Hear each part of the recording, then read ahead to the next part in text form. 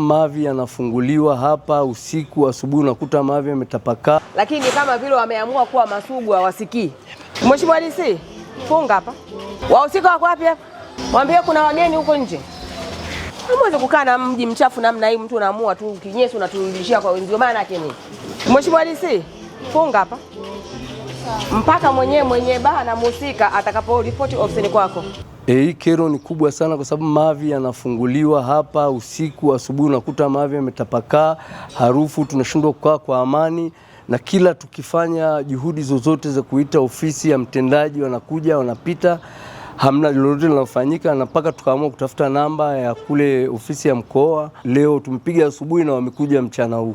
Tumepata malalamiko ya majirani walioko eneo hili hapa kwamba sijui ndio mmiliki sijui mwendeshaji wa sehemu hii anatiririsha maji ya kinyesi kwenye maeneo ya wenzio.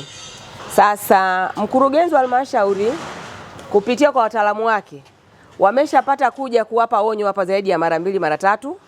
Wanasema wamesha kuja kuwatoza faini hapa, lakini kama vile wameamua kuwa masugu hawasikii. Sasa kwenye nchi hakuna mtu ambaye yuko juu ya sheria, lakini taratibu ziko wazi. Unapofanya biashara yako ni lazima uzingatie afya na mazingira ya wenzio. Faida yako wewe isiwe karaa kwa wenzio. Sasa uweze kufanya biashara kwako kinyesi unapeleka kwa nyumba ya jirani au kwenye kichochoro cha jirani, nadhani si sawa sawa.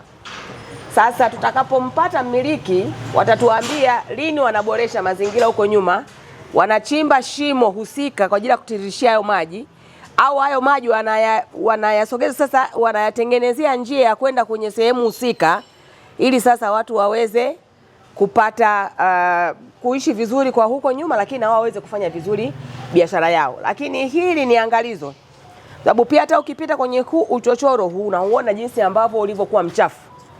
Na nakumbuka nilishaelekeza waheshimiwa wakuu wa wilaya usafi wa kila Jumamosi na kuhakikisha wafanyabiashara wote kwenye maeneo yao ya biashara yanakuwa masafi.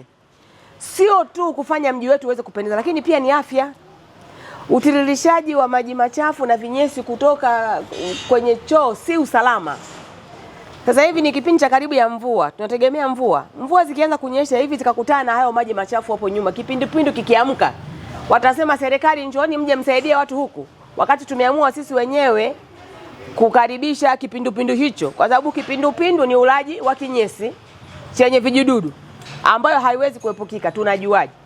Kwa hiyo rai yangu kwa wananchi na wafanyabiashara wote wa mji wa Babati, sehemu yako unaofanyia biashara hakikisha haiwi kero na changamoto kwa majirani zako, na yoyote ambaye tutamkuta anakwenda kinyume na taratibu ambazo zimewekwa na serikali, lakini anakwenda kinyume na taratibu ambazo zimewekwa na halmashauri, hatutosita kumchukulia hatua mara moja bila ya kuogopa. Hatutopepesa macho. Na kwenye hili naomba nitoe onyo kali. Yoyote ambaye anajua sasa hivi nyumbani kwake kuna mfereji, kwenye biashara yake kuna mfereji, auzibe kabla sijapata taarifa. Na ninatoa kabisa taarifa kwa wanababati wote. Yoyote ambaye anajua kuna uchochoro unatoa maji machafu na mwenye eneo hili ameamua kukaidi, nipeni taarifa. Mimi nasoma meseji zote za kwenye magrupu yote ya kwenye mkoa huu. Weka message, sema wapi kuna changamoto ya maji yanatiririsha, mimi natia timu hapo.